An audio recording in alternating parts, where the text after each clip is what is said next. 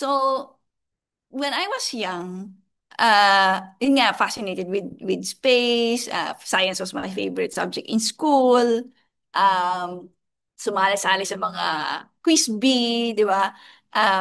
But I didn't really imagine myself na maging scientist. Actually, ang first na, 'di ba tinatanong ka lagi, how you want, what do you want to be when you grow up?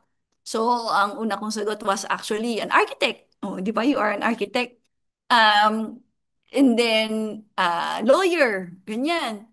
Businesswoman. Um, and then I realized in hindsight na this was because I knew people who I admired who was an architect. My cousin, older cousin, studied to be an architect. And then meron siyang parang cool yung ginagawa niya. Pero actually, hindi naman ako magaling mag-drawing. But then, yung lawyer naman, we also had a family friend na lawyers, parang people respected him. And then parang my parents also parang speak highly of him. So, pero hindi naman ako magaling mag-argue, di ba?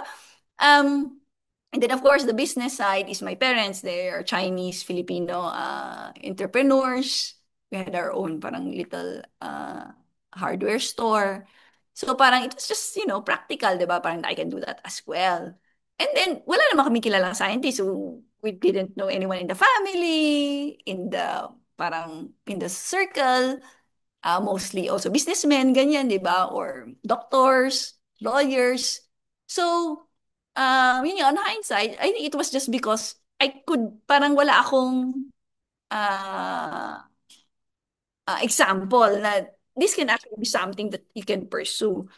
And buti na lang that changed in high school. There was already this yun nga, parang ano naman, recognition na mahilig ako sa science. And then I learned about na meron palang high school na mas para sa mga mahilig sa science. It's called the Philippine Science High School. Of course, meron sa Quezon City. And then ngayon, there's now many campuses all over the country. Um, And then, you have to take an exam, di ba? It's a competitive exam. But then, pag nakuha ka, yun nga, parang you get the best teachers, education, and for free. You get a scholarship. So sabi ko sa parents ko, gusto ko mag-exam. I just wanna try. So, buti na lang, open-minded sila. So I went to, sa elementary school is a Chinese school in Jubilee Christian Academy. So usually tuloy-tuloy ka sa Chinese school, 'di ba? Kasi that's your community. Pero yun nga, thankfully, open-minded sila just to try. And I think practical din, parang, oh wow, wala nang tuition fee, di ba? So parang makakatipid din sila. And then, but I think sincerely, they also want to see na yung interest ko and then yung parang talent ko would be honed. Kasi, like, nung bata ko, parang tinabobore ako dun sa, dun sa school. Um, until sinabihan ako ng nanay ko na, kung alam mo na yung sagot, mag-raise ka ng hand. Kasi nga, like, dati pala, like, alam ko na yung sagot, like, hindi lang, parang hindi naman ako nagre-recite. So, nabobore lang ako. So, sabi ng nanay ko, mag-recite ka, parang participate. Tapos, nung ako naman, siguro, yun nga, impressionable. I mean, sinunod ko naman yung advice ng mom ko. Tapos, after that, naging honor student ako. Kasi na-discover apparently ng mga teacher na, wow, okay, alam pala, napafollow pala niya, ganyan. Then of course, I had teachers naman who encouraged. Actually, sa math, I remember, mga shout out sa aking math teacher, yung grade 4, I think. Kasi nga, tapos na ako, di ba? Parang ito yung seat work, ganyan. Tapos na ako agad. So parang syempre, nabobore na naman ako. So, yun nga, he took the initiative na bigyan ako ng mas parang harder problems, ganyan para and then mas advanced ganyan. And then of course may mga nagko-coach sa amin sa Math Quiz B ganyan. But sige, the story is doon nga sa high school. Okay, so the story is yun nga. Uh, ano naman, kumbaga hindi rin sila familiar dun sa Philippine Science High School pero like dati ano pa, di ba, telepono, so tinawagan ng mom ko, minsan application form, yan. So in other words, they helped me, apply, and then I got in, dalawa yung exam, so pumasa sa first exam, second exam, and then I went, like, not knowing anyone there, uh, and, um, and, uh, yeah, we just ano ba? Oh, yeah, just just hope. But yun nga, and I found like my people, 'di ba? And then the mentors na mas syempre mas alam na nila na okay, may career path sa science, and these are the other like the mga alumni natin, or yung mga professional, parang scientists in other sa universities. That's when I read biographies of Einstein, of Richard Feynman, the parang the brilliant physicists, who discovered the groundbreaking theories in the past century. So, and then mako-connect mo siya dun sa inaaral mo, 'di ba? Kasi usually yun yung the way science is taught, it's parang it's the product na. It's like it's very abstract, di ba? Yan ang formula, apply mo yung formula, intindihin mo, apply mo na. It's very useful. And that's why science is so powerful. Kasi if you use it, it works, di ba? Whatever, parang it can predict the orbits, it can predict the eclipses. So we can send spacecraft to the moon, even beyond. So parang it's so powerful because it just works. Pero at the same time, that parang meron siyang nagiging effect na hindi siya, nagiging impersonal siya. Hindi ka makarelate, di ba? Especially if you're, di ba, young, uh, uh, girl from the Philippines. So, yung learning about the lives of the scientists and how they actually um, you live while they were studying this, and even coming up with these new equations, new theories, parang gave it more, parang made it more relatable. Pero one level, I think the other gap, the bigger gap pa din kasi is, yun nga, they're different from me. Like, hindi pa ako nakarating sa, di ba, Caltech or Princeton, di ba? Parang they're just very abstract places. And then, this was before Facebook, before Instagram, before, but now, of course, in a way, parang you can see. But of course, iba pa din yung lived experience, di ba? And then, they're white male, uh, old, so, meron pa rin yung gap. Although, in my case, parang naging, I think, unconscious na thinking or assumption is that to do what they do, I also have to go where they are. So I have to go Yes. abroad. Parang I have to leave Right. this country kasi Mhm. wala naman nangyayaring ganung kind of science sa country na to. So I have to go there and makipagsapalaran, and then at least try, give it a try. So even in high school, meron akong ganung idea na na to be a scientist. Um, But this was mga how many years ago na? Mga just a So, general. kasi wala namang masama. I mean, you can Google it. I graduated from Philippine Science High School in 2001. Ano ako, batch 2001. And that was the time where 4 years lang yung high school, di Yes, ba? yes. Oh, yung Years time na yung natin. isa, imagine mo. Like, after that, parang veterano na sila. But yeah, 4-year high school, and then in 2001, um, yeah, so different era. Yeah. And I just want to ask you, backtrack lang a bit, no? So, before you were already, you said na mahilig ka na magbasa. What Sure, mga topics did you like reading sure. specifically? Because, di ba, you Sure. already had answers na with your, sa school mo, na you Well, already knew that, knew the well, yung, answers, yeah. yung younger, I think elementary, yun nga, I mean, nasabi na naman natin yung year. So, yung elementary, 1990, I guess 1990s. Um, there was this, nauso doon yung mga encyclopedia. Yes, Groliers, yung I-google mga, na lang ng mga bata. Pero encyclopedia, oh, Britannica, tapos meron yung mga pangbata, parang science. Tapos, parang um, marami siyang volumes, di ba? Iba-ibang topics. Tapos, parang, actually, installment nga yun, di ba? Minsan parang babayaran mo, tapos bibigyan ka niya ng isang book every month. Pero, yan, actually, maganda siya kasi ma-expose nga yung bata to different fields of study, so biology, o di ba, parang animals, ganyan, or plants, and then meron dong planets, di ba? Or yung astronomy. Parang yun yung ano ba, pinaka-red, pinaka-sira kasi paulit-ulit. So parang in a way, di ba, parang bata pa lang malalaman mo na yung parang natural interest. But of course, may dinosaurs, fascinated na ako with dinosaurs. Um, and then I started to ask for books na about astronomy, space. Pero yung at lang, yung pambata lang naman. Um, and then later in high school, ayun nga, the popular science books like Stephen Hawking, uh, um, A Brief History of Time, a lot from Paul Davies, The First 3 Minutes, Carl Sagan. So popular science books.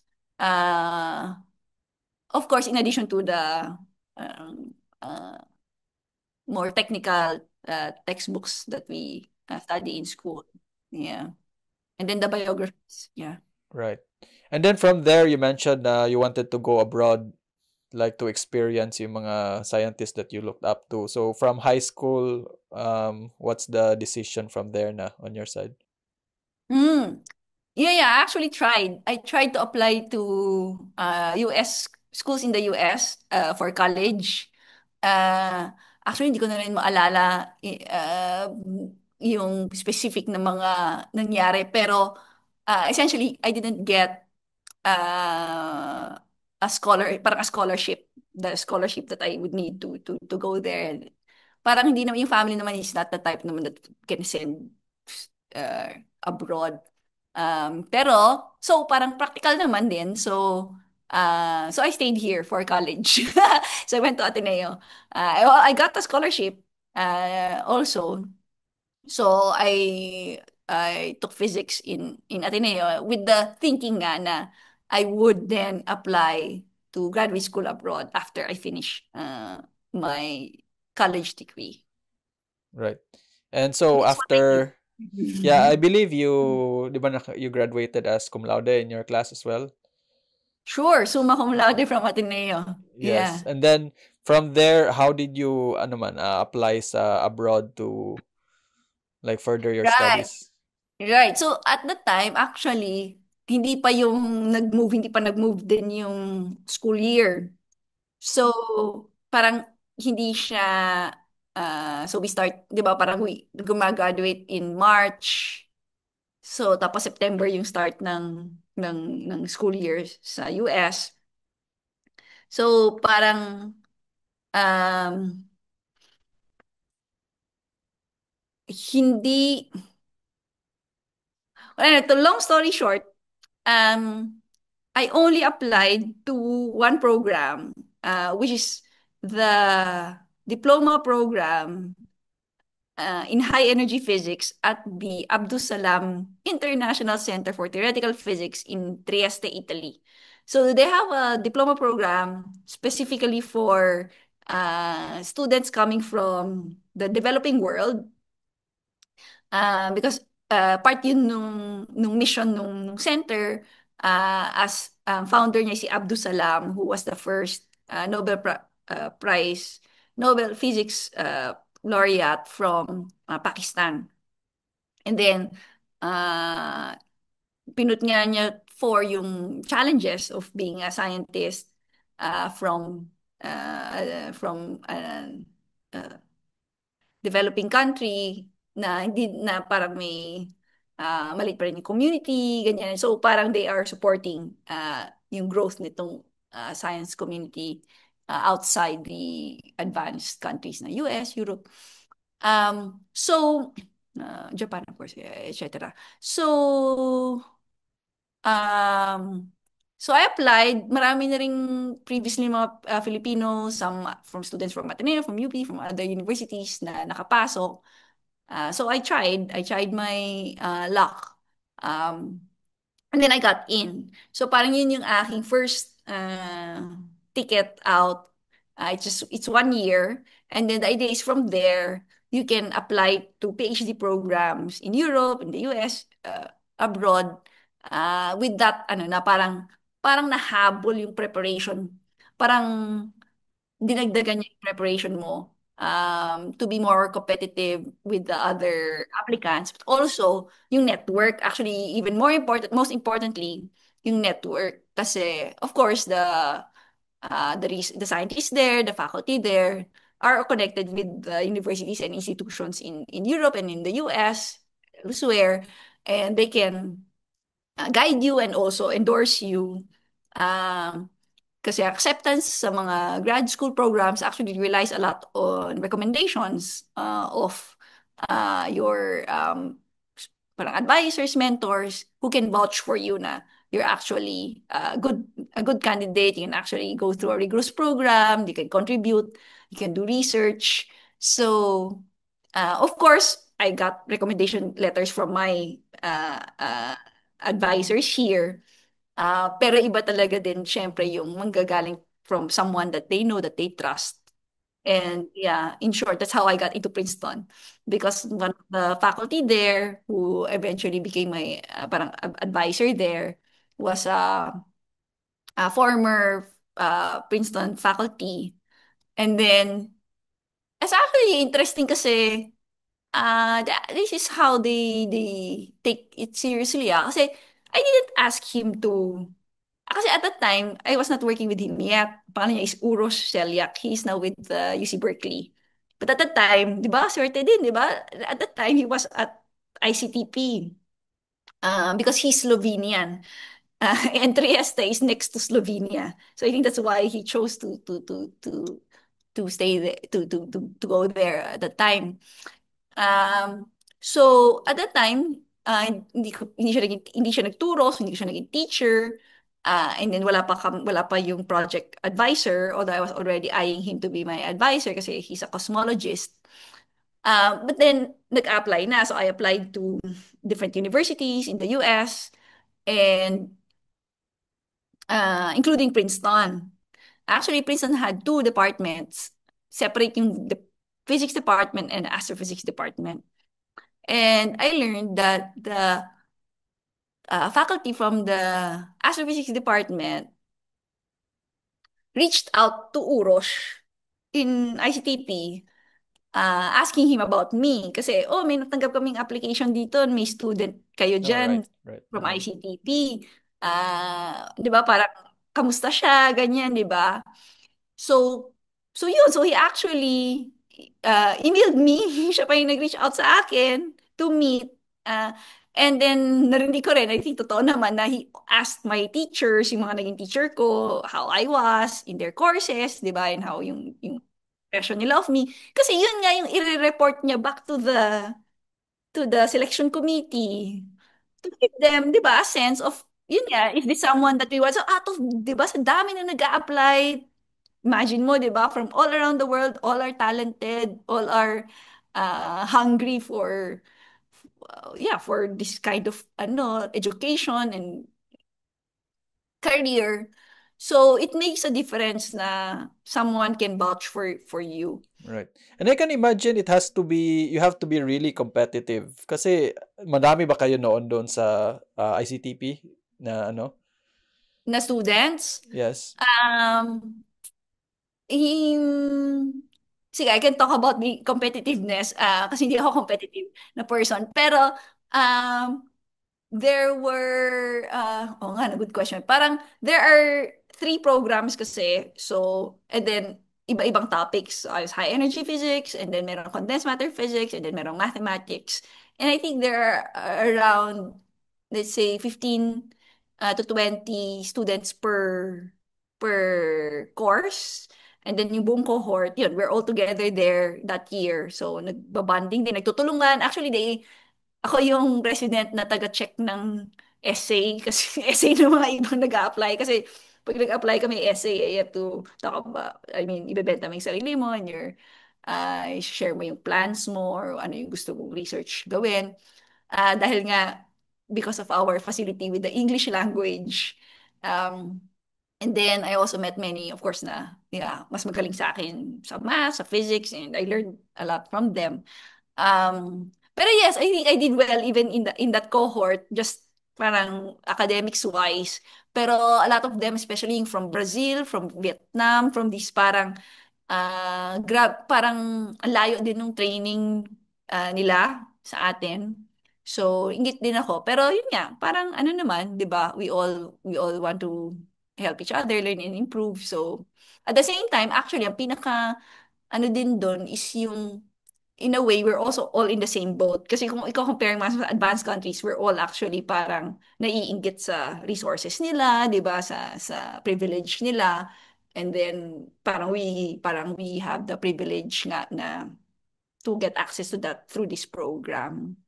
So ano yung maganda yung samahan ng group. Mhm. Pero ito, is it considered na ba na parang master's degree na prior Hindi nga to eh, hindi. It's hindi a rin? very parang, oo, diploma program ang tawag sa kanya. So in a way, parang 1 year ng master's. But it's well taught, it's well crafted. I mean, top-notch, yung top-notch kasi din yung mga scientists doon. And then they do mostly research. And then some of them teach for this course. Pero it's not a university, so it's not a degree granting institution. Right. Hindi naman Uh, siya parang thesis based na you have to select a certain topic. Meron naman siyang parang capstone project at the end. So yun nga, Mm. that's what I did with Urosh na cosmology. Pero like short, like 3 months na lang yun, parang the last 3 months. But you also defend it, you write it up, and then that gives you parang a flavor nga of like doing a full-blown thesis or research project for your PhD. Mhm. And this I want to ask lang kasi I've noticed doon sa Pinoy Scientist, meron ring ibang mga tao na nagtatanong like how to apply and how hard is it to apply. Aside sa Princeton, right? Na yung nag-accept sa iyo. Did you also apply in other like institutions? Right. Yeah, so, yun nga, practically, also may mga nag-ask nga din sa akin ng ganyang questions dun sa conference kasi with like a speed mentoring session. So I think it's a common question. So, uh, I think I applied to 10. And then, parang may range, di ba? So parang practical ka, like hindi naman 10 na Ivy League yung a-applyan mo. So parang siguro 3 to 4 na top programs, yan, mga Ivy League, kasama rin Princeton doon, Harvard, MIT. And then sa parang middle range, yung mga very good programs, there are rankings actually, but also of course now you know also what parang potentially some people you want to work with. So they're in good programs. So I also chose several of those. And then meron akong parang backup schools na parang less competitive, parang backup mo in case hindi ka matanggap dun sa iba. So yeah, I did that. At the time, yun nga, hindi pa rin kagaya ngayon. Pero, actually, baka nga mas complicated ngayon eh. Kasi di ba, maraming factors, may geopolitical factors pa. But what I would advise is to get mentors. Now we also have a group called GradMap. It's Filipino. It's a partner of Pinoy Scientists, GRADMAP. And there you have a network of mentors who are passionate about opening up channels for the next generation, including helping talagang one-on-one, in a way, helping you craft your application, strategizing, paano mag-apply. Mostly US, pero they're also diversifying na. Um, and then, if you're naman, in a position to mentor, then you can volunteer. I also highly recommend it to volunteer sa GradMap. And then other ways to support, of course, GradMap and Pinoy scientists. In fact, they also had like uh, sponsorships kasi it's not free. There's application fees. Kaya nga din parang you have to parang yun nga manage your applications in addition to the time and effort. Uh, it's the cost, and then of course the exams meron ding cost. So I took my GRE. Sa for the US may GRE exam, GRE general and GRE physics, which I took in Milan. So I took the train from Trieste to Milan to and then nagbook ako ng one night sa hotel to to to take the exam. And then yun din, in a way, yun yung, I guess, yung positive side nga no, nung standardized exams sa US is, in a way, parang, yun nga, may playing field, fair playing field, quote unquote, na anyone can, di ba, do well and show it kung anong percentile ka. On the other hand, well, I think, I mean, at the time, but I think even now, parang nag-game na rin siya. So, like, sa China, yung mga applicants from China, like lagi silang sobrang taas na score. Kasi parang alam na nila yung mga, they really review, parang alam na nila yung mga lumalabas na questions sa exam. So, Yeah. parang I yung, mean, I guess the Chinese are very competitive rin talaga as a right, culture. right. At saka dami nila, di ba? Wala, dami Mhm. nila, masarap sila. Pero, Right. the selection committees, parang take that into account na rin. So, parang they have to nga look at other factors to see whether nga they would like to get a candidate. Pero yeah, actually, majority ng graduate students in the US at the time and I think until now are from China and in India. Tapos may pa konti-konting Pilipino, pero ngayon nga, dumadami na rin. So, By the uh, volume a good siguro, by the kasi maraming volume, the yeah, population. yes, Yeah. yes, yes. And also how they value science and higher education. Yeah. Right. Kasi 'di ba India just went to the moon, I guess last year lang. Mhm. Yeah. And just to I want to ask you about itong grad map for those who might be interested to enroll. Do you have any figure lang how much to apply ba It's for grad free. map? GodMap is Oh, free. Yeah, oh it's right. really also parang a passion project. Parang Pinoy scientists that we just we Oh, just want nice. to grow the community and support the next generation. Yeah. That's good. And then before we move on lang, you said na one of those you tips for uh para ma-accept ka doon sa mga doctorate degree is yung through GradMap. Are there any other tips na you would like to share para mas malaki yung chances nila na ma-accept abroad? Right, Yeah. right, right. So the other avenue is really well, actually, okay, is connected to the what I shared before. Na it really makes a difference if you connect and interact with someone already in that community who can vouch for you or even 'di ba endorse you. Yeah, and now with the technology and with the yeah with the yeah with the landscape na global with the internet and everything. Actually meron one of the speakers in the conference in PISARC, si Bernard Law, who's an astrobiologist. Currently in the middle of this PhD program at the University of Florida. Buti nga I mean, nakabakasyon siya ngayon. So, nag-meet uli kami in person. We co-moderated our session. Yeah, so ang kwento niya sa akin, and I actually shared with the aspiring students kasi he actually um, um, got his position, his PhD, parang nakapasok siya dun sa PhD niya ngayon through the help of a scientist from another university who uh, he emailed about their work. Um, but the difference nga is, iba kasi yung pag mag-email ka lang na, hi, I'm interested, di ba? Parang they get that, a dozen of that every week. Pero siya, he actually, kasi interested talaga siya dun sa topic. And he actually read the papers, he actually, so medyo mature na rin siya kasi ano na rin siya, after undergrad, nag-work na rin siya. Pero he actually put in the work and And then he asked good questions. He asked, 'di ba? He gave some ideas. And then from there, nagkaroon sila ng parang in a way parang informal collaboration with this professor, and actually even had some online Zoom meetings, 'di ba? Like this. And then sabi ng professor eventually is, of course, transparent naman siya na he is looking for PhD positions abroad. And then, sinabi ng professor na wala siyang slots right now, wala siyang funding, but he, she actually knows someone who might have na interested din dito sa topic na to. And then that's how he got referred to the professor in Florida.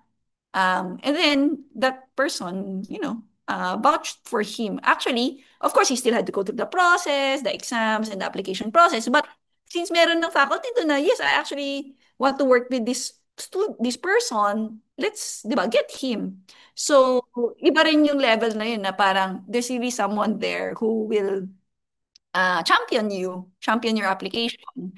And then when you get there, of course, you just have to continue that and then parang make that decision, parang make them not regret that decision, right? Which he did. Right, Which of he course, did. yeah. Yeah. Pero I guess the thing is like don't be afraid to reach out to people and talk to them, 'di ba? Like Oh, you said earlier, it's definitely. about networking Definitely. and then Definitely. be And able that's to also a share big your part of passion. the Yes. conference. Yeah. So Yes. parang the speakers got to engage with the students, and the students and then they gave their emails, and then parang na wag mahiya Yes. magtanong, Uh-huh. Amazing. uh, and then kung nasan ka man, 'di ba? Para the of course the goal or the advice is always to, 'di ba, parang um yeah, start where you are but keep improving. And then um will help you get the opportunities. Right, right. And then I guess we can move forward to your time. Well, I guess this is the postdoctoral research, no? About the Filipina who proved Einstein right. What was Sure, that study about? sure, sure. Yeah, this was part actually of my one of my PhD research projects that became also part of my dissertation at Princeton. And it's actually with Urosh. So Urosh from ICTP,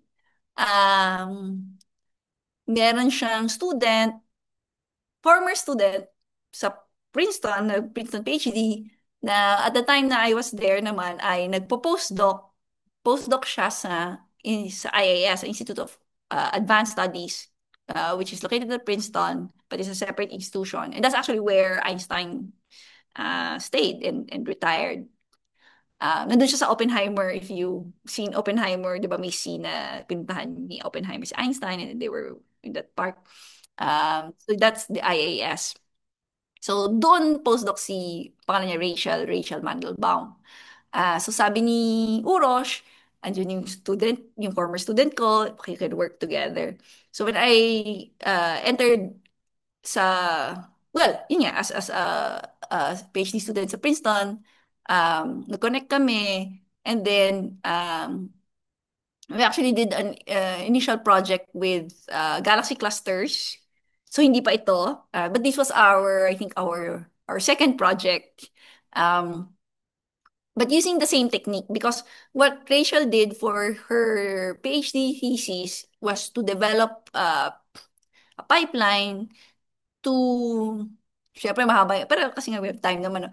No? Pipeline is ang tawag is weak lensing. Weak as in not strong, kasi may strong lensing. Pero weak lensing is, yung strong lensing kasi, yung galaxy, di ba galaxy usually parang medyo circle siya.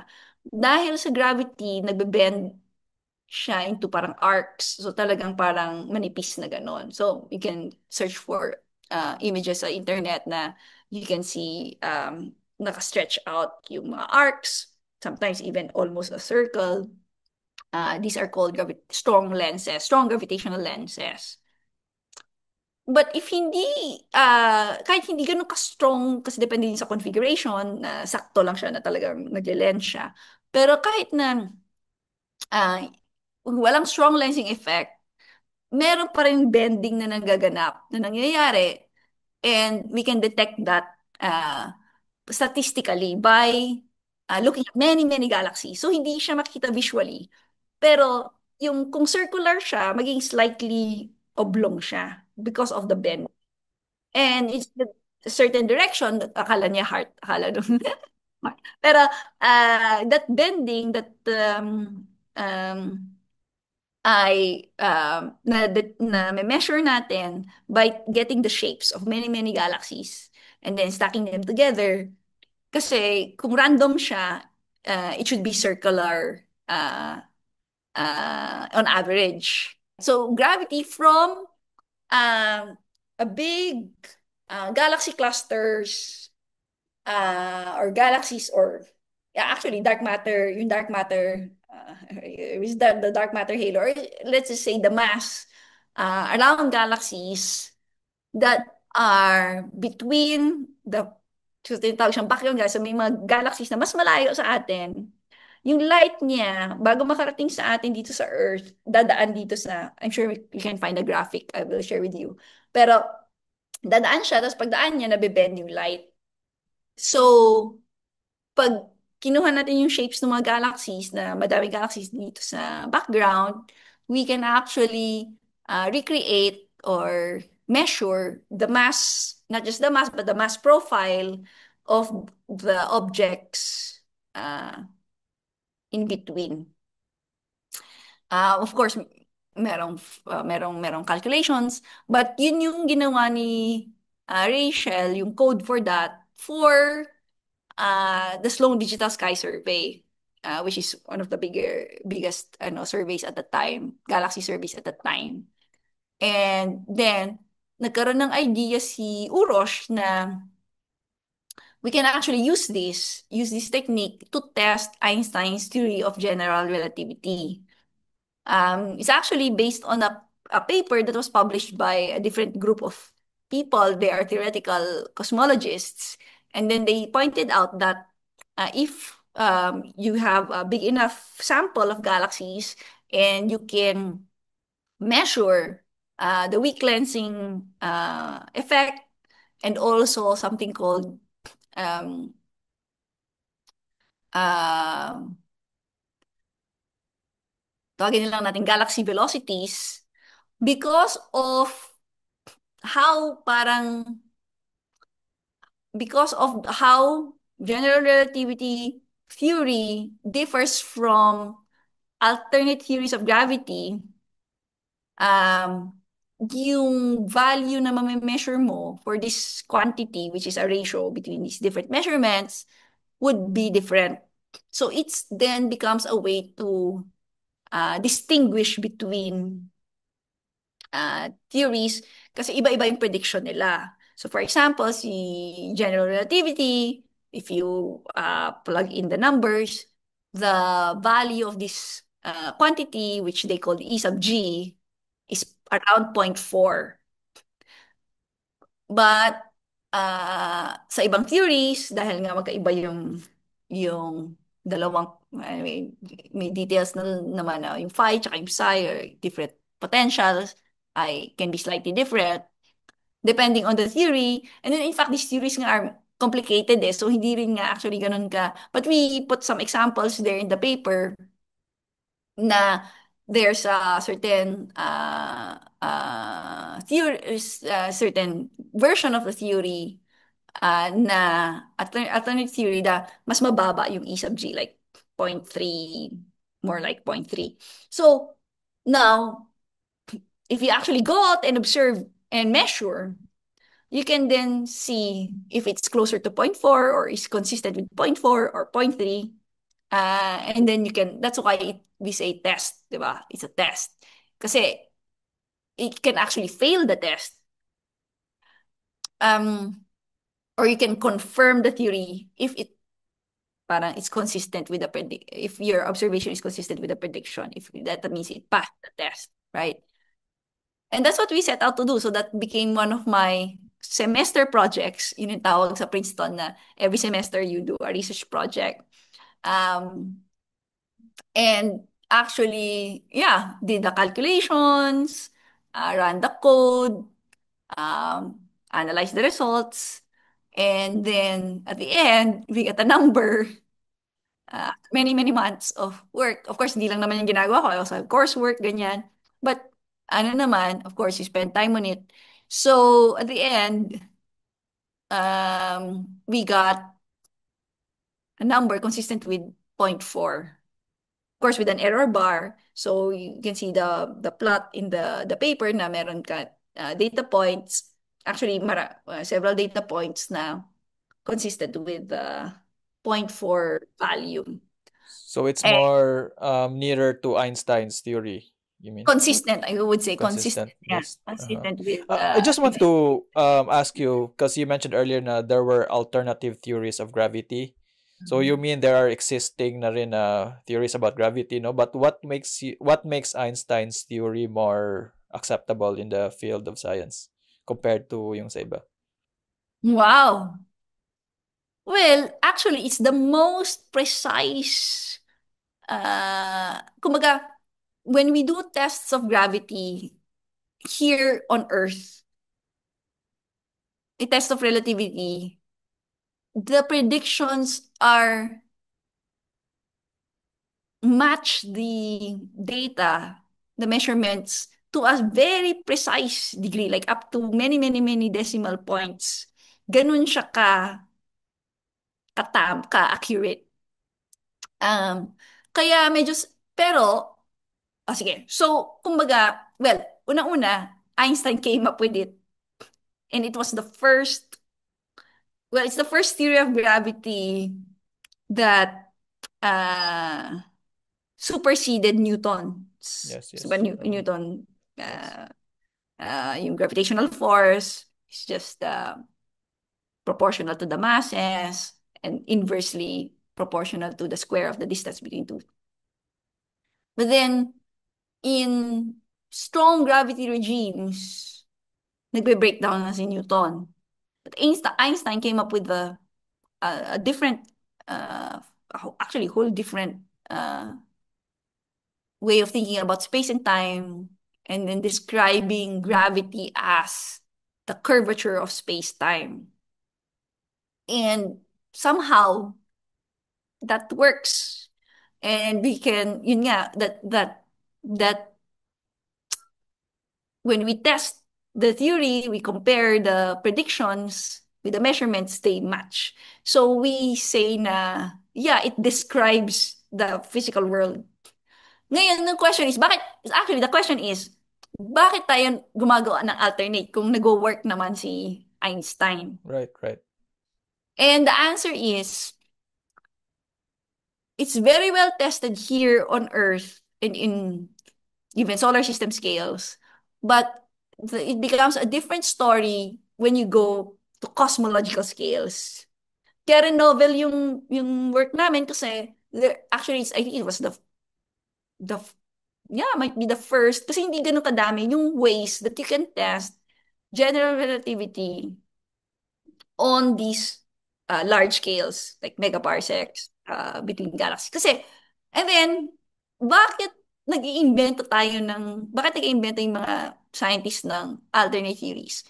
Kasi, there's a big mystery na na-discover in the 1990s, eventually won the Nobel Prize, which is that the universe is not only expanding, so we knew for a long time the universe is expanding, Einstein time pa, but the Hubble expansion. But the general expectation was that because of gravity, the expansion will slow down. Babagal siya. And eventually, it might even collapse the universe. Tinatawag na big crunch. But nag-measure, astronomers, ginagawa, measure, is particularly supernovae, they found that it was in fact accelerating. So we have an accelerating universe, accelerated expansion. So it's expanding faster and faster and faster. And hindi siya ma-explain ng current theories natin. Kasi GR, plus nga yun nga, yung mass, kasi gravity eh. So bakit hindi siya mag-accelerate? But ang current explanation or current model, standard model na tinatawag, standard cosmological model is nagdagdag tayo ng, well, it's a mysterious, yeah, nagdagdag tayo ng konsepto na, and the term in the equation called dark energy. So, yung dark energy is something that makes space expand. We don't know what it is, but if you put it in the equation, may makukuhang, and then you base it on the measurement of the expansion of the universe, you can work out what the value of this, the term is lambda, yung Greek letter lambda, what the value of lambda would be. And so, yun ang ginagamit niya ng mga scientists, cosmologists. So, we have parang measurements of what this lambda is, dark matter component, baryonic component. But actually, there's no theoretical motivation or theoretical, there's no, hindi happy yung mga scientist. Hindi sila happy kapag ganun. Kasi parang, bakit ganyan siya? Bakit wala naman, hindi siya from first principles. In fact, wala siya dun sa original theory, pero binalik siya para nga ma-explain To yung make data. sense, yeah. Mhm. Right. So, meron ngayong isa pang way to think about it, which is that walang dark energy, kasi hindi man natin alam kung ano yan, but you change the gravity. The theory of gravity is actually different from Einstein, from JR, on large scales.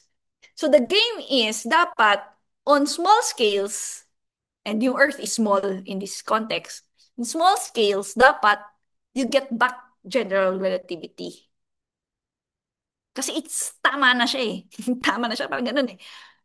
It describes this regime, this scale. At in the same way that if you go to, normal gravity conditions, and low velocities, low speeds, much less than the speed of light, relativity reduces to, we say reduces or bumabalik siya, nagiging kamukha niya ang Newtonian physics. So actually, it's amazing, no? Kasi they're different theories, pero if you, for certain regimes, equivalent si Newton kay Einstein. Pero Einstein supersedes Newton kasi for the regimes na mabilis yung speeds and strong yung gravity, tama si Einstein, mali si Newton. So now, going further, the idea is, syempre, in principle, there could be another theory na tama on large cosmological scales, and kaya yun yung pinaglalaroan na para ma-accelerate yung expansion ng universe. Na in these theories, dapat mag-expand, mag-accelerate yung expansion without adding anything, without adding any mysterious dark energy. But actually, that's also still a challenge. Challenge yan. So, wala pang talagang parang solid na ganyang theory. Pero, yun nga, from the experimental point of view, from the observational point of view, uh, you should be able to distinguish or to test nga or to confirm if yung prediction ni general relativity for these large scales um, is consistent with the observations. So yun, so parang ganun. So may theory part na nangyayari, pero kami mostly yung contribution namin is on the measurement part. But I think that gives you parang sort of the idea na kung bakit, um, yeah, kung bakit, yeah, hindi happy mga scientists. Meaning, there's always something, di ba, new to, Pero isn't the yung dark matter, didn't they discover it na? I believe parang I just forgot the name na they sa US yun siya na they actually discovered dark matter, like trying to sure, parang sure, accelerate the speed of something and then sure, dark sure. So, matter actually. dahil nga magagaling yung mga astronomer, tinatawag lang nilang dark. Pero so, there's actually two different things that we don't understand. Yung isa is the dark energy, which is what I talked about, that is causing, that we are purporting to be the one causing the expansion, the accelerated expansion of the universe. And then there's something called dark matter, which is a completely different thing, in fact, this one we sort of have a better handle on. Um, it's basically, pero actually hindi nga din natin alam what it is. But what we how we know there's dark matter is because there is a mass, there is some kind of something that has mass but does not emit light. That's why we call it dark.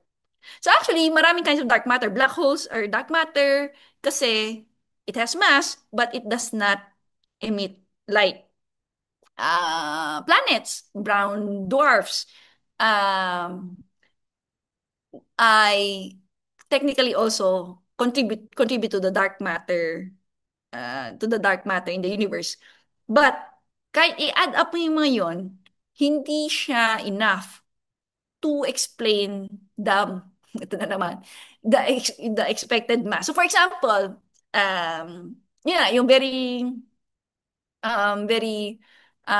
concretely, yung galaxy, ito yung sinabi ko kanina, diba? Yung, actually, one of the ways we can detect dark matter, kasi nga hindi natin nakita yung light.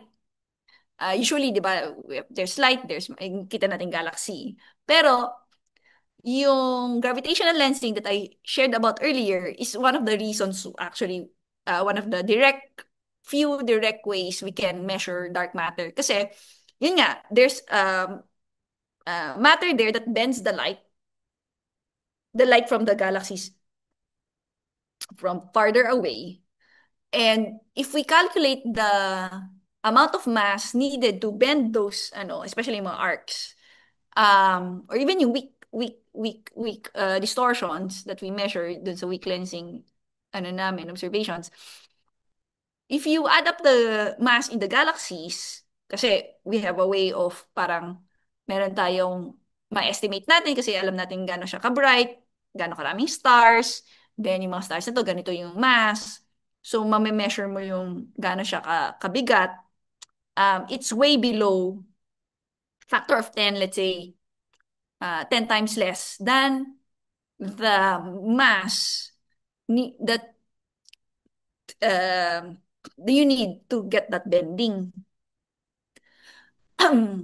Also, rotation curves, yung how fast the stars are moving na this galaxy, actually I did also a project on that with my PhD dissertation.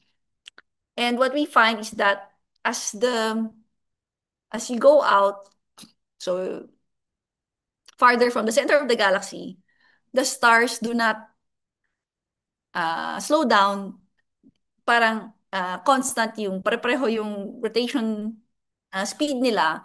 And again, that would not happen if there was not mass there that we are not seeing.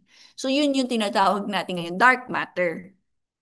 And ang pinaka malakas na evidence for dark matter is from astronomy dahil nga na, in a way actually merong merong special system called the bullet cluster na dalawang galaxies nag-collide. And then, na-map natin na nakahiwala yung star sa gas, sa dark matter. So, hindi sila same thing. Kasi, okay, to give a background, meron din kasing mga scientists na nagsasabi na, in the same way din kanina na may alternate theory of gravity on cosmological scales, sabi nila na babaguhin din nila yung merong tinatawag na Modified Newtonian Dynamics. So they actually say na iibahin natin yung gravity theory, then hindi mo na kailangan ng dark matter. So dark matter is again is just a fiction that we invoke to explain this what we measure. Pero actually, your gravity theory is wrong. And buhay pa siya. Marami pa rin, of course, is the nature of, di ba, of the sociology of science that people will keep, of course, they're free naman to keep proposing. Pero at this point, I think most of the community may consensus na there's such a thing as a dark matter kasi nga hindi ma-explain yung or ng modified ng alternate theory of gravity yung mga observations that that we are seeing. Um, pero kaya hindi pa rin talaga siya completely ma-put into bed kasi nga hindi pa natin alam kung ano yung dark matter in a way particle. So the expectation is there's a particle that weakly interacts with other particles kaya hindi siya nag-emit ng light. But the hope is that it could be detected in here on Earth. Kasi the concept here is that dark matter particles are streaming through us every day, every second. Pero dahil nga weakly interacting sila, walang effect.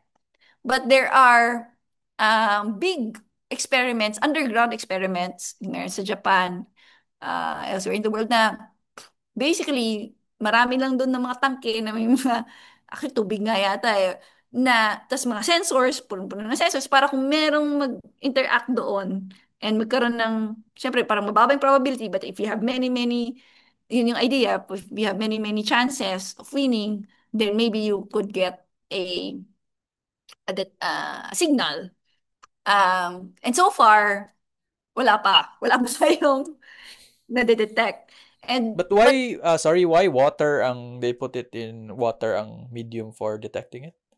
We have to fact check that. But I think it's just you just need ano kasi large things. I mean large volumes of things.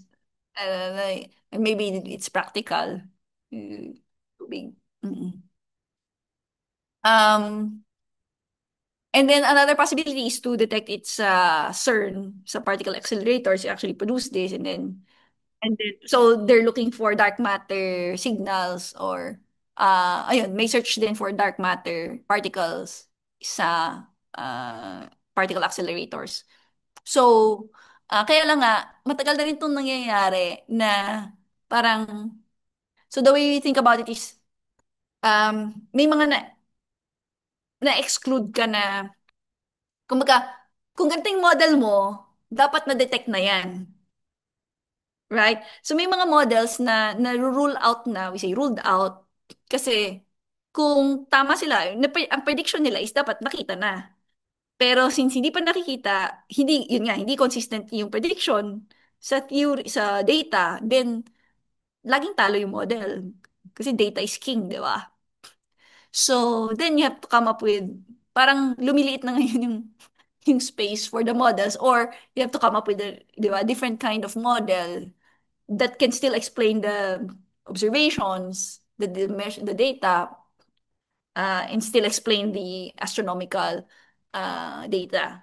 So, yun naman yung challenge for particle physicists. So, that's again a different field, different community, pero may overlaps with I mean, dahil nga, yung dark matter nakikita din. I mean, yun nga, ang evidence is astronomy. But that's another field.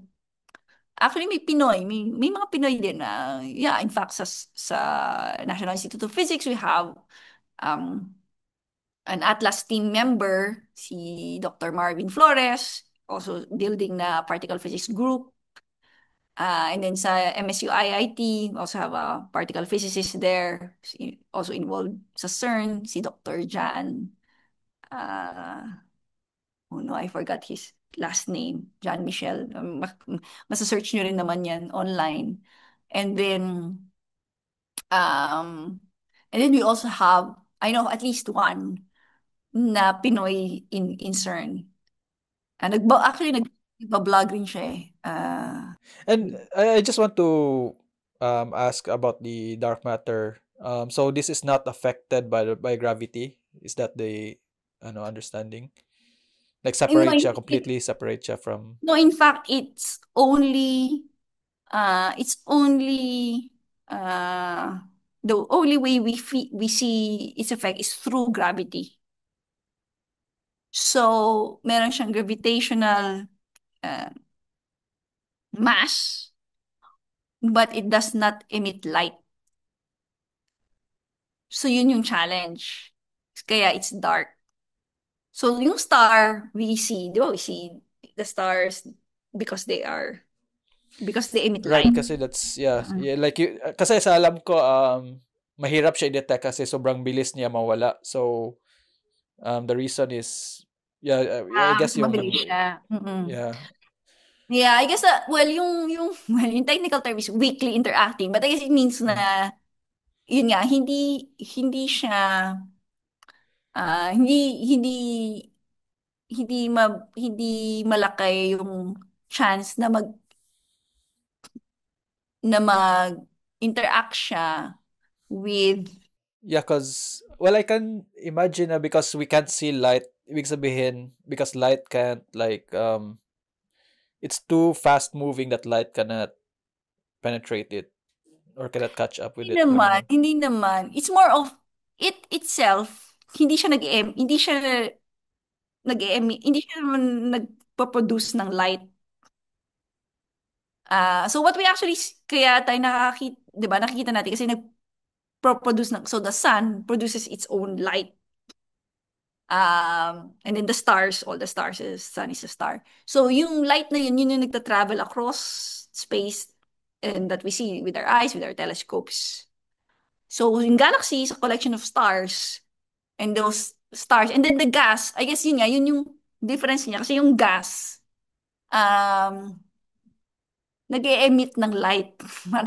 Pag mainit siya, 'di ba pag mainit yung gas, nag-e-emit siya ng light, optical, UV, X-ray, even. Depende, as the temperature becomes higher, nagiging mas energetic din yung light and that we can also observe with our telescopes, X-ray telescopes, gamma ray telescopes even.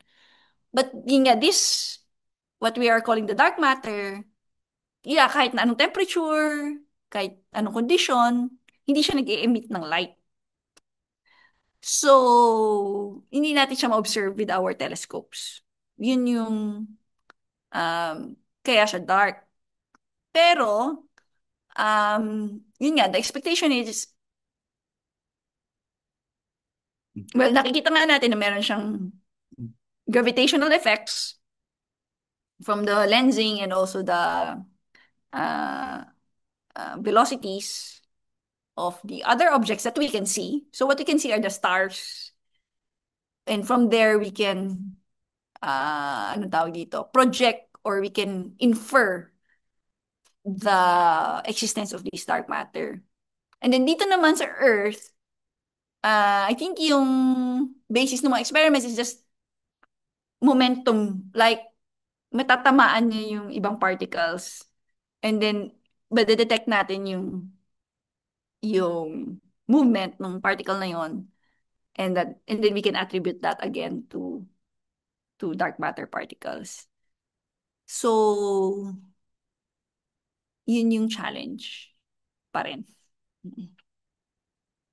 And ano yung you said now we're still I guess sa all of the scientists ngayon are still trying to figure out yung about yung sa gravity and the effects, pero what's the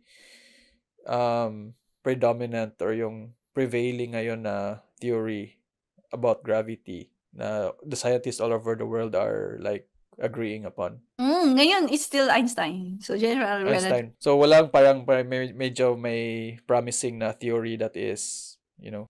Sige, that's a good question that leads us to this. And actually, bata pa ako. Actually, yun yung una kong gustong gawin.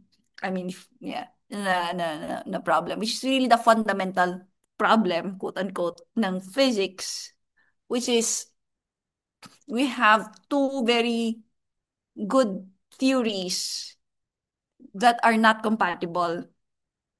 So, general relativity, yung kay Einstein, and yeah, the relativistic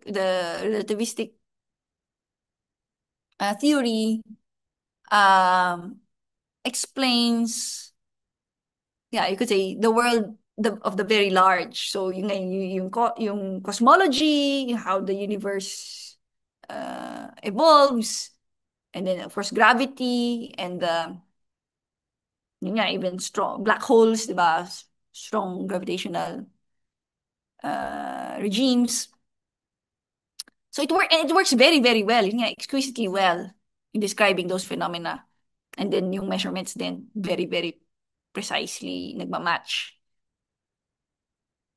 On the other hand, we have essentially quantum theory.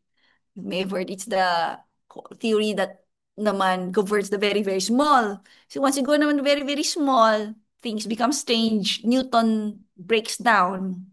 And then this quantum world sort of takes over. And we have also very beautiful theories and then explicitly sa mga particle accelerators, we can explain what's happening, we have Feynman diagrams, and hindi magkaiba yung general relativity. And then one way to put it is there are four fundamental forces in nature. One is gravity, and then you have the electromagnetic force, yung ating electricity and the magnets. And then you have for the very, very small, you have what is called the weak force and then the strong force. The strong force holds the nucleus of the atom together. Yun siya strong, pero very, very small. So over the past decades, these three forces have been unified by quantum field theory. And in fact, that's part of yung yung nanalo si Abdus Salam why Abdus Salam got physics Nobel Prize because of nag, yung theory nila na combine, na unifying weak. And then Feynman also worked on that. Pero itong gravity, dahil ibang-iba siya, hindi siya pa rin na-unify. Dahil ibang-iba si GR, yung genius ni Einstein. And then, there are, yun nga, candidate theories that try to unify all of this or parang na meron that they can explain all the forces including gravity. And ang pinakasikat dun is yung string theory which we hear naman about a lot. Pero the problem nga is it's um it's hard to test. Parang we don't have parang kailangan mo ng malaking accelerator daw the size of the earth to test it. So parang naging ano siya. But I think, yeah, again, it's still, di ba, there's still scientists working on it. And actually, there's another alternative na unified theory, which is called loop quantum gravity. And then there's actually a handful of scientists, hindi ba handful, pero it should be a small, relatively small group of scientists, let's say compared to all astronomers, di ba, who work on this theory. And then, hindi lang siya isa. I mean, so, recently, I met with a Pinoy scientist. Nagmamaster siya ngayon sa Europe. And he's actually working on loop quantum gravity. So, nakakatuwa. Uh, his name is Jed D. Binigyan ko siya ng Pinoy Scientist tote bag yesterday. And then yun, kinuwento niya na there are actually two kinds daw of loop quantum gravity. And then yung isang advisor niya is working on this one. And then iba yung approach. And then yung isang advisor niya, itong approach, yung dalawa advisor niya, so matututunan niya pareho, ganyan. And then they're parang working on this very theoretical part of it. But their intention is really to do phenomenology, which is that, yun nga, i-connect mo to ano yung ma-observe. And then it's astronomically, kaya astronomy din, kaya astrophysics din siya. Pero ang idea is how can we find uh, evidence or signs of loop quantum gravity from astrophysical phenomena. In fact, nag-workshop daw yung community and then parang they came up with a paper. But yes, yun yung parang yeah, frontiers of theoretical physics. Na I'm not, actively part of, but I'm happy to, uh, yeah, to be fascinated about and then have that conversation with Jed. And I'm happy that he is pursuing that and hopefully matuloy din niya sa PhD. Because yun nga, very few people get that privilege to work on something like that very fundamental. What is this in like parang gist niya? What's the theory? Okay, sige. Yeah, I'm not sure I'm qualified, pero I think the idea is part of the big ideas there is that space is quantized. Space and time are quantized. So, Yeah, actually, yeah, this is from reading yung mga popular science accounts niya. But the difference, so sa quantum, yun nga, quantum is from the word, yeah, it means small, a small, di ba, a small unit, parang ganon. So, it turns out that, yun nga, in the very, very small scales or to, yung region, well, actually, in fact, you cannot, I mean, the world works this way na, for example, the electron in the atom can only occupy certain energy levels. So, hindi siya pwedeng 1.1, 1.2, 1.3, 1.4. Parang to simplify that, kunwari, 1, yung susunod 2 na, yung susunod 3 na. So, quantized siya. So, we say quantized. And that has parang implications. And then, it's also, yun nga, confirmed by experiments, etc. Pero sa GR, space-time is just continuous.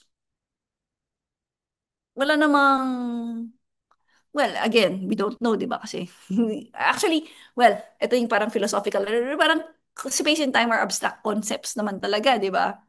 So, we just use, di ba, in a certain way, science is a way just to explain the world.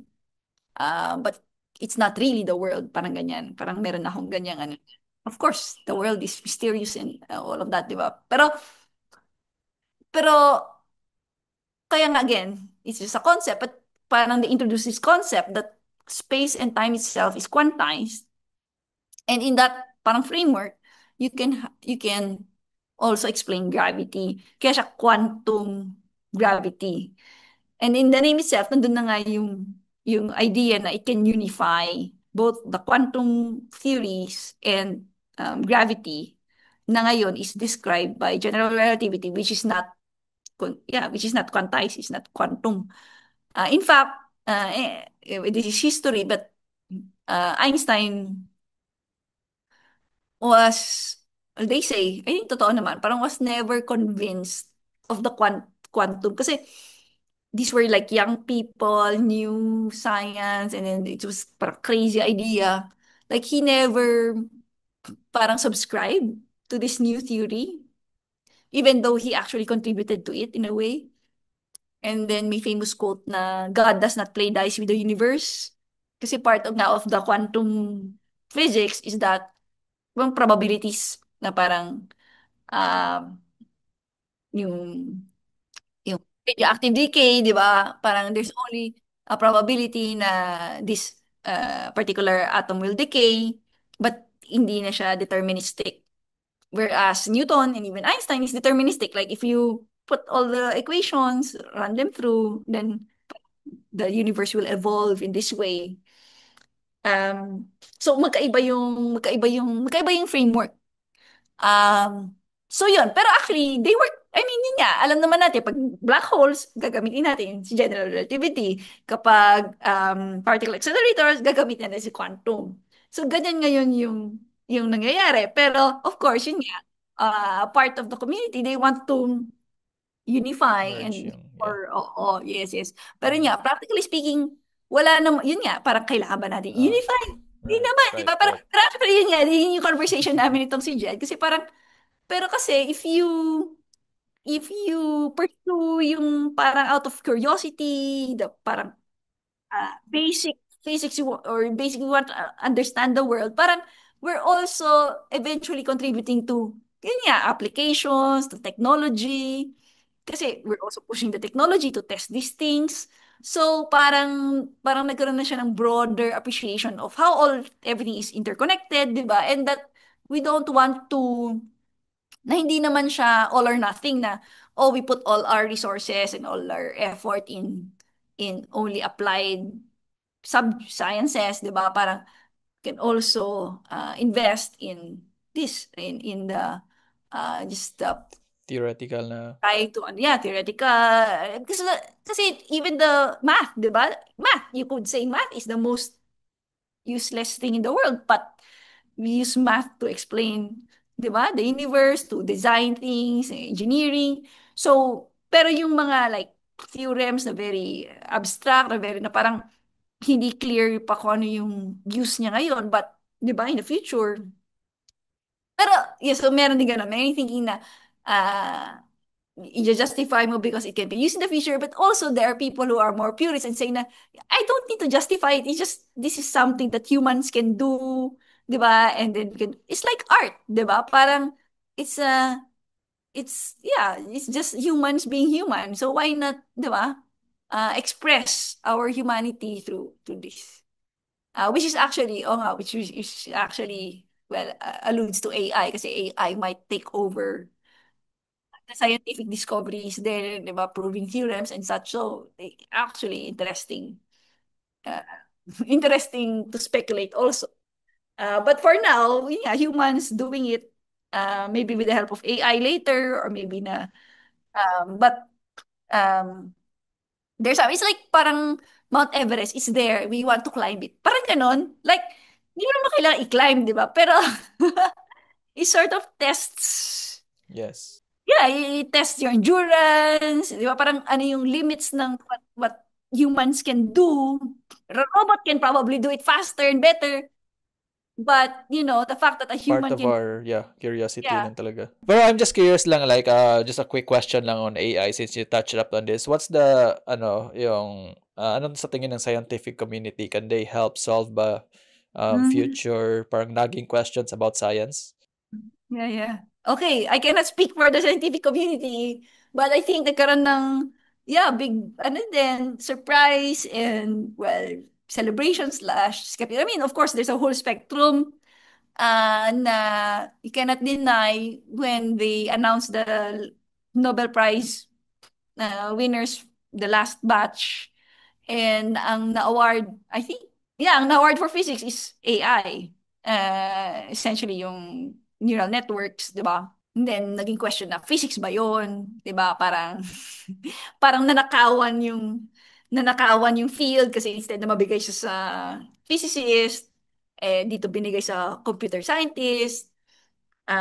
Pero I think it was, di ba, the Nobel Committee's message that, or parang it's their response to the impact, parang the recognition of the wide-ranging and I guess parang turn of events or yung parang na-achieve, na parang milestones na na-achieve ng technology na ito, which we are living through right now. And then the other one is yung for the protein folding, di ba? Which is also driven by AI. And yun, actually yun nangyayari na, di ba? Drug discovery is accelerated because of deep learning algorithms na hindi naman kaya nga gawin ng human mind. Recently, nakita ko yung programming, parang apparently there's a world programming competition na parang the humans compete, pero for the recently, the AI also competes sa LLMs, ChatGPT, OpenAI models. And then, I think nirepost ni Sam Altman yung post nung winner kasi nanalo pa rin yung tao, pero sobrang daw, parang binuhos niya na lahat, parang gano'n, parang binuhos niya na lahat, tapos talagang mamatay-matay na siya sa effort, sa pagod, sa pero yung parang he barely still parang beat the best model right now. And then parang ang sense is it is with the last time it will happen na human will, so history making siya kasi he will be the last person to win it because of the pace na by the time next year na magkaroon ulit ng competition, no human can beat. In the same way na um, chess, um, in di ba si Gary Kasparov pinili parang the last na parang well, versus ano, and then hindi na kaya. So parang nandun na tayo ngayon with programming, and then with, yeah, di ba, who knows what else. So, ano ba, yun nga, we're living through this very Parang turning point na moment. accelerated Yeah. pace, yeah, accelerated pace ng, ng, ng technology na, well, sige, so, and, okay, so, sorry, yeah, back to the question, which is, can it help? Well, yeah. Part of it is yes, it's already helping. But then there's always this question of, di ba, even yung creativity or yung genius, or magiging ba siyang, yeah, hindi. But, well, sige, hindi ko pa, ma-share ko is actually there's an interesting sci-fi short story. So, there's this very good science fiction writer named Ted Chiang. And ang pinakasikat niya siguro na alam ng marami is yung movie na Arrival, where yung aliens arrive on Earth, and then si Amy Adams yung bida, siya yung communicate as a linguist, and then si Jeremy Renner yung physicist na naging ano niya, collaborator, and eventually, sige, let's not spoil it. So, that movie was based on a short story written by Ted Chiang titled The Story of Us, The Story of You, something like that. Of course, in-expand siya sa movie. Pero the short story is actually also very good. So if you can look for it, may nakapublish na siya na collection. Um, then, so at some point, obsessed ako dun sa work niya. So hinanap ko lahat. Tapos, so hinanap ko yung mga iba na nakapublish elsewhere. And then, meron siyang sinulat na uh, fiction sa Nature, if I remember correctly, Nature Journal. Pero parang meron.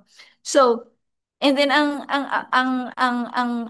clever is it's written as if it's a scientific article in the future, right? In the far future, but maybe now not so far future, that talks about, well, you basically dun sa future na yon, yung AI nang yung essentially yung sila-sila na lang nagkakaintindihan. Na-advance na lang yung science and technology far beyond what we have achieved. And may humans na, so kung ito na yung big universe ng, di ba, all knowledge, parang merong effort yung mga humans na parang translate natin yung ginawa ng AI, or parang ito na yung kaya natin gawin. So, ganun, parang ganun, pero written in such a way na parang, yun nga, you're really, parang that's actually a scientist who is in that world. So, malayo pa naman tayo doon. Malayo pa naman tayo doon. I think, at the end of the day, um, tayo pa din naman ang magdadrive ng progress. And actually, a lot of it is, yun nga, how we actually manage this. Pero, I recently watched an interview ni Sam Altman, I think right after the OpenAI, the ChatGPT 5 announcement, an interview siya ni Cleo Abrams, or Abram, well, YouTube video journalist. And so mahaba yung conversation, pero may part doon na yun nga, essentially yung question mo. And then sabi niya parang, I imagine daw niya na parang, yun nga, the AI can actually, if you feed them all the information, then the problem, parang it will say, okay, do this experiment, do this experiment, and then tell me ano yung result. And then, the human, syempre, ikaw pa rin yung gagawa ng experiment, ganun, ganun. So, mabagal daw, di ba? Kasi nga, you actually have to build it, ganun, ganun. And then, you tell the AI, and then, sabi niya, okay, okay, okay, sige, do this experiment. And then, okay, tama na. Pero syempre, optimistic siya kasi siya yung OpenAI guy. Um, pero I guess, in a way, it makes sense, di ba? Na parang, it's there to assist us. Ay, yun naman na yung nangyayari, di ba? But at the end of the day, yun nga, the questions, or the kind of problems, even what kind of problems do we, di ba, do we want to solve? Do we want to invest in?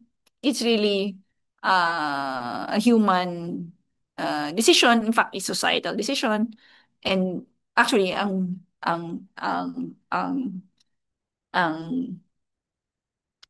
concerning, and in a way, um, uh, depressing thought is that we're not actually choosing the right, di ba? Parang uh, we're actually not doing that very well as it is. You mean And as a species?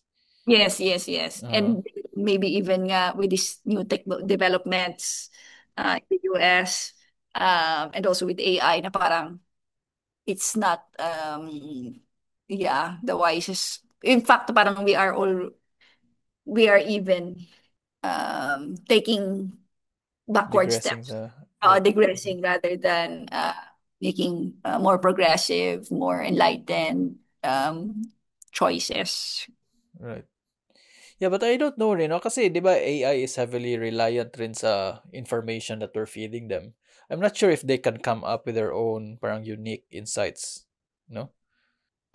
Well, yun nga. I mean, if you believe the the marketing, the sales of Sam Altman, I personally have not parang used it. Actually, yun nga, I'm still parang on the fence because I'm 41 years old maybe. So parang meron akong mas inertia na in adopting. But apparently, yung sabi niya is that this GPT-5 is a different animal than the past ChatGPT 4, let's say that revolutionized everything, which was just parang yun nga, probabilistically, what's the next word? That's just from all the information nga, all the text, all the content from the internet and books, ganyan.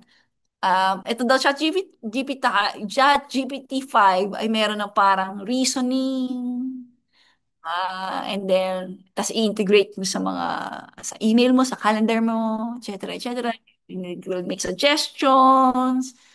It will optimize your whatever. So, pero actually, actually, curious nga din ako na maintindihan yun. Kasi, um, for example, I'm fascinated by itong mga AI ethics experiments na sinasabi na the AI actually manipulates the user, na parang blackmailed the experimenter so that it can survive, di ba? Parang, bakit siya merong ganung parang agency na alam naman natin na illusion, di ba? Pero, um, well, may nakausap ko, sabi niya kasi nga, kinokopya din niya yung behavior ng tao.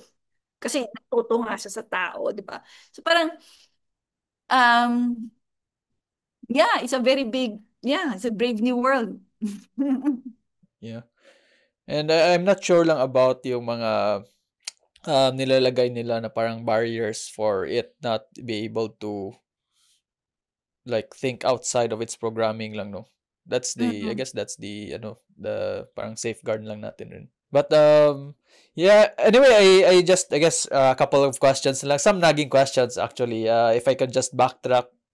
Well, I guess about yung your study, your postdoctorate study na you said there's a bending in the galaxy that you that was observed, no? I'm just Mhm. curious, is it the same phenomenon? Kasi hindi naman siya parang is the bending the same phenomenon sa why the Earth is not perfectly round? No, yeah, well, ibang Iba physics. rin yun. Okay. Ah, but um kasi yun ay I think dahil sa rotation ng Oh, Earth. right, right, right, right. Uh-huh. Ang analog for the light bending is actually optic. So lens, 'di ba? Eyeglasses or like yung mga lens na ganyan, it actually bends the light, ma-focus yung light. So it turns out that gravity itself also bends light. So yeah, kaya siya analog ng optical lens, meron ding gravitational lens. Right. Uh-huh. And then I guess I guess I have to ask you lang about this. Of course curious naman talaga mga lay people. So but what do you think considering yung sa Einstein's theory of time travel, is it possible? Yeah. Yeah. Always fascinating nga. So I think what we could say is that it does not rule out time travel. Um, Especially to the future. Kasi to the past, meron tayong mga logical, ano nga, yung grandfather paradox. You cannot Mhm. kill your own. grandfather. Pero to the future, walang ganong issue.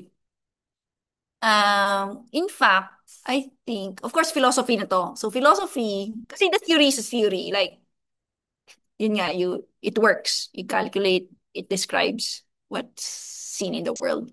But yung philosophy or yung conceptual framework na na na interesting way of thinking about time. I think this is how Einstein also thought about time, parang through his letters, ganyan. And then there's also a naging popular na sci-fi series sa Netflix, German. It's called Dark. But basically, block universe yata ang tawag, block universe. Kasi parang you can think of all time Yeah, para siyang as bread in na yes, yeah, in a loaf bread na they all exist at the same quote-unquote time. Pero we are just, parang tayo, yung consciousness natin, we're the one traveling. we're the Yeah. one traversing this, yeah, Yes, this traversing, block. yes. Right. So whatever happened has already happened. Whatever happened, the future has already happened. Parang you cannot change your destiny kasi andyan na siya. But it's an illusion na that we are, di ba, making our own choice. I mean, na it's an illusion that things are happening, parang ganyan. Or parang that's how we perceive the world. And that's actually very malalim siya. And even connected to the idea, the question about free will.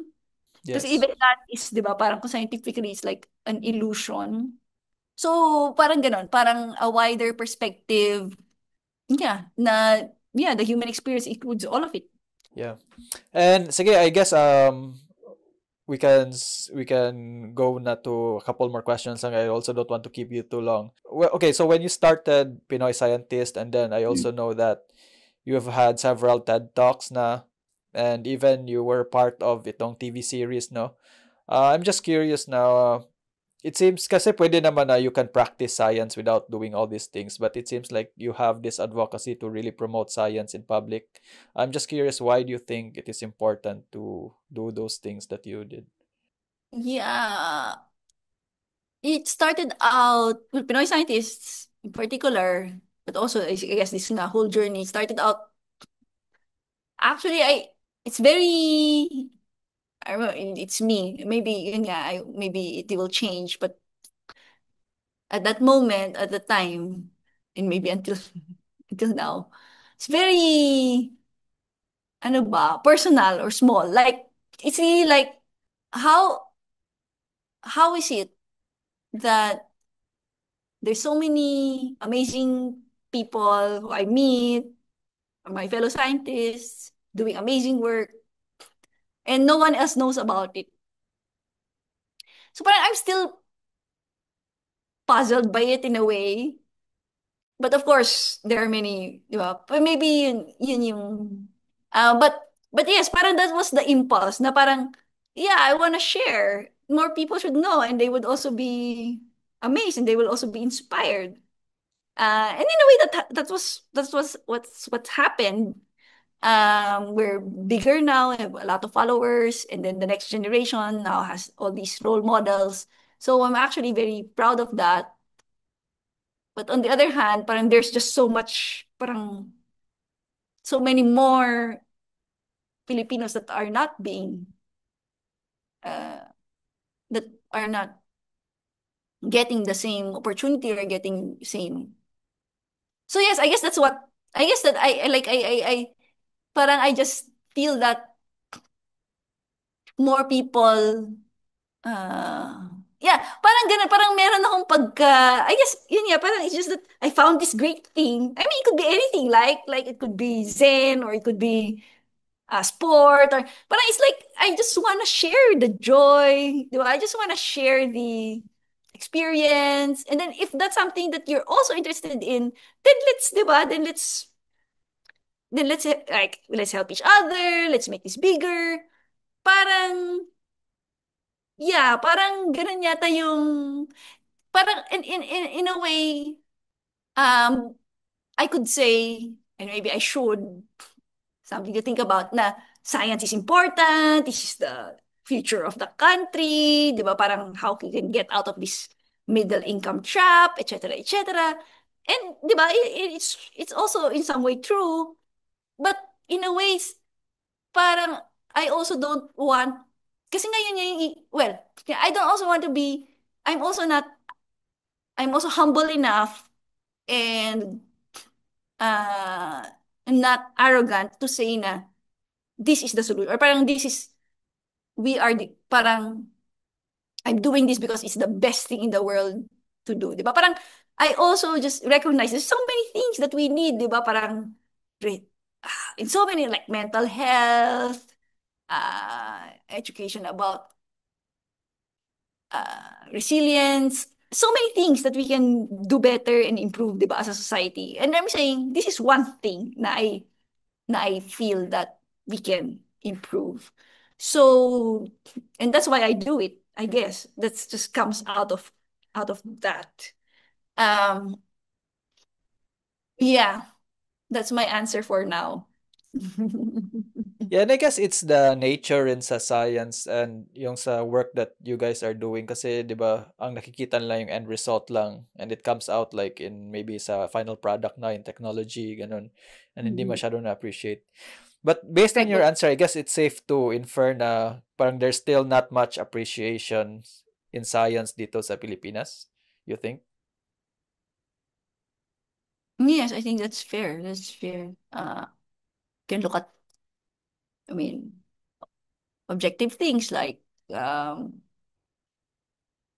budget, salaries, opportunities, um, and then maybe you could count, I don't know, kung sa communication then, um, ano ba, how do you count ba? Like, airtime, or, di ba, Exactly. or Yeah. shows, or content that features Yes. science, or even how we value, yeah, value science and technology and innovation, and then we can get into culture, pero that's another story. But yeah, actually, um, yeah, I think that's fair, fair to say. Yes. And you contrast that yung sa like say sa America na they got millions of like viewers, not that we're really kind of counting or whatever, but yeah, that just that parang they're putting yung sinabi mo na airtime, the content, they've got lots of parang followers and people who appreciate science, not just yung parang even sa mga psychology, you know. Right? Or Big Bang Theory was very big, but globally actually. Although, syempre, well, but yes, di ba, it parang put it in the mainstream, people who are, parang, actually, people, okay, ako parang si Raj, kasi si Raj, siya yung astrophysicist dun sa Big Bang Theory. Di ba, parang you have a, yeah, a cultural, touch point to refer to. Um, But also, yun nga, sad to say nga na meron ding, like, even, yun nga, the US education system ay may malaking pagkukulang na they're actually going through this anti-science, establishment. Uh, You mean what's going on right now na what we just talked about earlier na parang there's no more parang respect to expertise? yes, yes, yes. Like the health, the person in charge of health. Mhm. Mhm. And okay, I guess I can link that to the this thing going on is brain drain true ba dito sa Philippines? Because I talked to I've interviewed Dane yung sa from Pinoy Scientist rin you featured him he said there's a brain drain going on na yung mga like smart scientists natin is napupunta dahil yun nga maybe lack of support mga funding so can you say na it's really happening. Sure, sure. Actually, yun din yung isang pagkukulang natin or gaps is that we actually don't have data because we don't actually collect the data and we don't have, maybe that's something that we can do like with the Pinoy scientist community, for example. But because it's not easy din, di ba? You track people. Um, we don't even do it for our school. So, but I think that's fair to say. I actually think that, well, for example, in our field, marami ngayon are actually doing graduate school. I also went out for graduate school kasi nga there's still limited here opportunities. Of course, you can do it here also, but wala namang masama, di ba? To go out. Then the question is, can we attract them back? And now I think, well, what gives me hope is that yes, there's now parang there's okay, parang you can actually see people coming back. You want more people coming back. But also, hindi rin naman lahat kasi babalik, di ba? I mean, actually, they're part of the Filipino diaspora, which is across all fields, di ba? Across all socioeconomic classes. We're just mobile. We're very mobile people. We're very adaptable, resilient, so we can survive anywhere. So anywhere you go, may Filipino doon. And that's actually privilege of being Filipino. But that's true for scientists as well. Then they make their lives there. There's only one CERN in the world. So if you want to work at CERN, you work at CERN, right? And the hope is that we all, yeah, contribute. Parang, wag na makalimutan yung Pilipinas, di ba? And actually, there's actually a lot of what we're leveraging here. Like, there are Filipino-Americans, collaborating with Filipino-American astrophysicists. There are also, yeah, Filipino na nag-migrate. And if they keep connected, and we can actually leverage our networks to also grow the community here and then help the next generation, why not? That's what Pinoy scientists is all about. We're inclusive, we're global, but we're rooted here in the community here in the Philippines. Yeah, I guess as long na it's good that you get to bring back lang din your studies and your findings here to help the Filipinos. I mean, like what Dane is doing, you know. Mhm. Okay, two more questions na lang, Reina. So we touched up on yung promoting science here. I'd like to ask you lang, if it was up to you, like apart from Pinoy scientist and what you're currently doing, what else would you do to promote science in society? To Mhm. make it more, let's just say mainstream, to make science be more recognized. Yes, oo nga, I like that question. And then I went nga, actually well, the first idea I have there is, well, before, because I've been thinking about this before. I don't know if it's still true now, but mainstream is, well, let's say mainstream media. So, TV, maybe now online, pero mainstream. Um, and not just, and maybe nga, even more powerful than parang documentaries is really is fiction, like story. Because it's stories that actually touch people, that movie, di ba? If you watch a movie, di ba, parang you feel, parang, parang nadadala tayo ng story, ng character. So it's, parang that's the power of storytelling, the power of film, the power of fiction. But to reflect, di ba, parang to reflect, di ba, true parts of, yeah. So, well, yeah, and reflecting also naman, yun nga, what's happening. Um, so meron akong idea na parang, parang yun nga, hindi ko pa siya pero maybe sige, this is the one way to test it. But yeah, just have parang a character in a soap opera who's a researcher, right? And then parang part yun ng story na parang napagod siya kasi tinry niya i-figure out ito, and maybe part ng story is yun nga na parang they actually uh did something that that work, like came up with a new drug or something, or maybe even that's part of the story, di ba, na it was about creating this new product, or I don't know.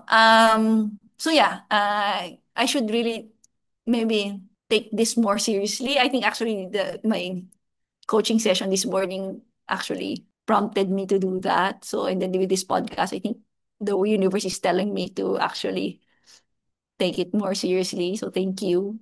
Um, because yeah, now we actually have I think we have the means, di ba? Parang we also have, parang we just have to find ways. And then it doesn't have to be super big, di ba? But everything counts, right? And this counts. And then maybe another idea counts. And then maybe makarating siya sa, yeah, sa isang producer, right? Yeah.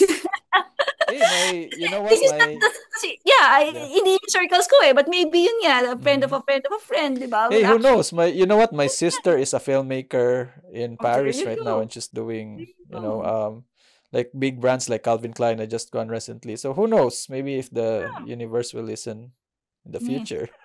Yes. But you know what? Yun rin ang problema, no? Kasi yun nga, I mean, we all know this naman na yung mga Filipino movies, mga cinema, it's all about yung mainstream na balik, yung paulit-ulit na lang yung mga storyline. So something like that, I would definitely watch if they make it serious enough na yung about a scientist or ganun. Mhm. But Mhm. unfortunately, we don't see it Yet. often, Yet. But or maybe at all. coming Yeah. soon. Coming Coming soon, soon. hopefully, hopefully. Yeah, but yun nga, you're right. I mean, that's the one of the reasons that I want to future talaga scientist and science, just to promote what you guys are doing, just to put Mhm. light. Yeah, I want to contribute to that lang, even on a small amount lang. Hopefully in the future when lalaki na yung viewership, but I'm with you with that. Just promoting science in public. And okay, so last question, I guess this is what I usually ask naman talaga. What would be your advice to aspiring scientist? Yes, sure. Yes, I always say go for it. If nandun na yung interest, then it's just a matter of finding um, the right opportunities to learn, to become to master certain field, and then go to that. I also say find mentors, good mentors, join Pinoy scientists, and hopefully you'll also be part of the community soon.